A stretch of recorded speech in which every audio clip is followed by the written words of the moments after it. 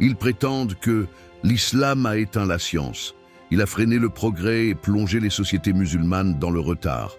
Il suffit de leur répondre notamment ceci. Alors pourquoi, quand l'islam brillait, la science renaissait? Ce n'est pas un slogan. C'est un fait historique. L'algèbre est née dans le monde musulman. La médecine y a été codifiée. L'astronomie y a été affinée. La cartographie, l'optique, la chimie, la physique y ont été étudiées avec rigueur, méthode et innovation.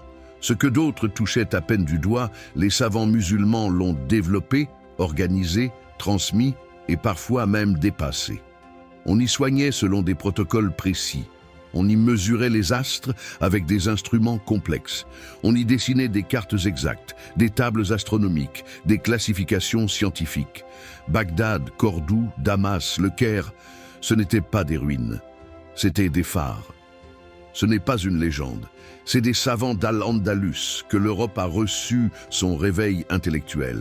Après la Reconquista, les érudits chrétiens se sont précipités à Tolède pour traduire les manuscrits arabes.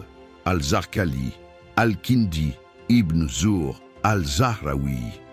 Mais ce ne sont que quelques noms.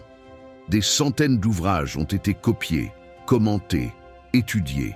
Et ce sont ces textes qui ont posé les fondations de la Renaissance européenne. Un seul exemple. Fibonacci, mathématicien européen majeur, a voyagé jusqu'à Béjaïa, en Algérie médiévale, pour étudier les chiffres arabes dans une école musulmane. C'est là qu'il a découvert le système décimal.